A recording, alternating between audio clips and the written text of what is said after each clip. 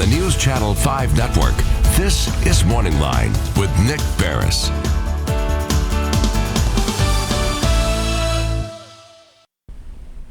Good morning, everyone. Thanks for joining us on Morning Line. Nick Barris here with you on a Monday, live and direct, coming to you from our studios in downtown Nashville with the News Channel 5 network. Hope you had a good weekend, all right? As many of us continue to stay home and practice social distancing, I hope you were able to at least step outside, if nothing else, into your yard or go for a nice walk, because it was beautiful yesterday. What a gorgeous day. Anyway, we're getting back to the matter at hand this morning. We're going to be talking today about the coronavirus, some new developments locally here as well. We'll take some of your phone calls. I want to remind you, we're not only coming to you on the Plus today, but as we've been doing for many of these programs over the past week and a half, we're streaming live on Facebook at newschannel5.com, so you can watch and you can comment there. I'll be following it as well on the computer here on the desk if some of you have questions or comments. First segment of the show this morning, we're going to be joined by a special guest. Everyone's joining us now, not in studio, but by Skype. And as we see the coronavirus with people staying home and not going to work and the tensions that come with that and the tensions that come with perhaps not having a job and the income pressures that come on, a lot of folks have concerns about domestic violence and whether or not that will spike. To talk about that and the help that's out there is Sharon Roberson. She's with us. She's with YWCA here in Middle Tennessee, the president and CEO. Good morning to you, Sharon. Thank you for joining us. Good morning, and thank you for having me. Let's get right to that point I mentioned a moment ago, concerns about a spike in domestic violence. What have you seen at the YWCA in terms of calls coming in? Well, unfortunately, in addition to the tornadoes in Middle Tennessee, as well as the pandemic, there's another health crisis, and that is the increase in domestic violence. We have seen on our crisis and text line a 55% increase in the number of individuals reaching out for information and help. This is really something that's growing each day. So, when you say 55% increase, are these people calling, if you can give me an example of a type of call, folks that are calling, asking for immediate help, asking for counseling, what kind of services are they seeking? Well, most individuals that call really want to find a way to stay safe. Everyone does not want to come into our Weaver Domestic Violence Center. We do stand open to support the survivors should they need shelter. However, many, are really dedicated to trying to keep their family unit in place, and they just want to know the best methods to remain safe, even though they're staying in what is a very volatile environment. All right, so what do you anticipate will happen here, and what can people do at home? What kind of advice are you giving folks when they do call? Because what we're looking at right now, it appears to be several more weeks, perhaps, of having, the recommendation to stay home, and many people feeling the pressures of not having an income and being in very closed quarters, and of course, just the stress that comes with concern over the coronavirus. What do you recommend? Well, first of all, you've really set the case for why this is a public health crisis. People now more than ever are really under a great deal of stress. There's a stress, the economic stress, the health stressors, being in close quarters, children being out of school. So they're there all day as opposed to having a refuge of a school system. Often people don't look at schools in that light. But schools are a place where children that are in these households that are not functioning well, that is their outlet. That is where they can get to a safe space. Jobs are often safe spaces.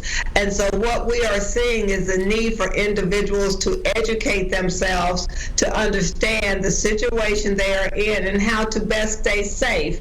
It is something that often you have to customize to an individual to make sure their particular situation is safe, and that is why it's very important to call to try to get support.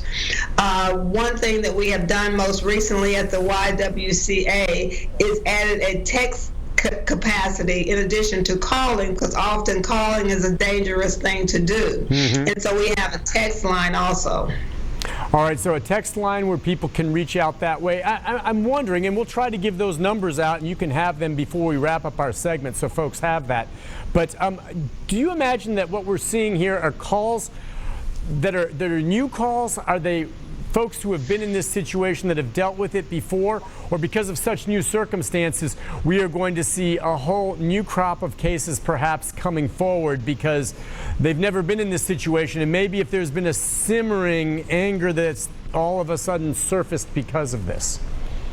It's really a combination, but often this situation is the straw that breaks the camel's back, so to speak. This is a situation that makes something that maybe was somewhat tolerable, makes it intolerable, because it just makes what is already there much worse, and it could, it spills over. So I would say a combination, but definitely the increase is due to the stressors that are on our community. Sharon, let's say someone's watching right now and they're in a situation where it is not escalated. Of course, abuse can be either verbal or physical, but the parties are both feeling the tension and they can just sense it. Not that they're going to go to that extreme, but I mean, if you have a recommendation on, they're in a household and they know they're having issues with this, it's maybe something where the counseling would help, but I mean, should they separate from one another, maybe find space where they can be alone at times, get away? What do you recommend? I recommend that anyone, first of all, if you can call or text to talk your specific case through with a counselor, that is number one. If you do not have the opportunity to do that, anyone that can safely distance themselves from the dangerous situation should do so. But I stress safety because domestic violence at its heart is about power and control.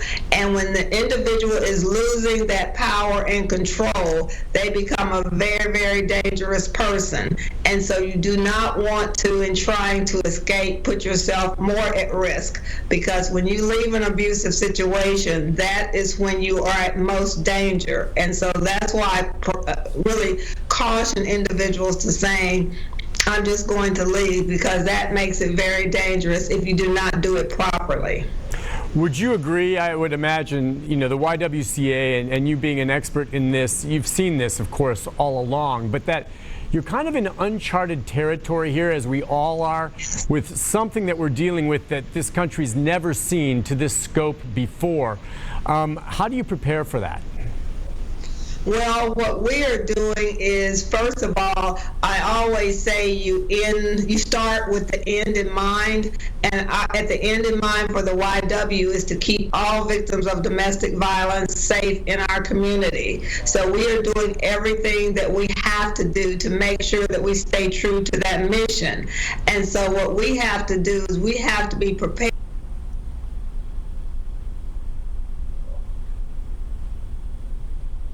Looks like it froze up there for a moment. We'll see if it comes back. We'll check. That's such as life with Skype these days. Every once in a while, the signal will be blocked off. Just so you know, we're talking with Sharon Roberson, and she is with the YWCA in Middle Tennessee. Appreciated her coming on, and if we can get her back, we will. We were just going to have her for this one segment, but coming out of that, what we've seen, I guess, and I didn't get the time context from her, she said basically they have seen a 55% increase in the number of calls to their helplines. I'm guessing probably over the past 2 or 3 weeks, a direct result of more people staying home and a spike in domestic violence cases. The pressures and stress, and that is not an excuse for this. There is never any rational excuse for violence, be it verbal or physical, but it's happening right now, and there is help available. Let's see if we've got that signal back up. I thought I heard her in the side there.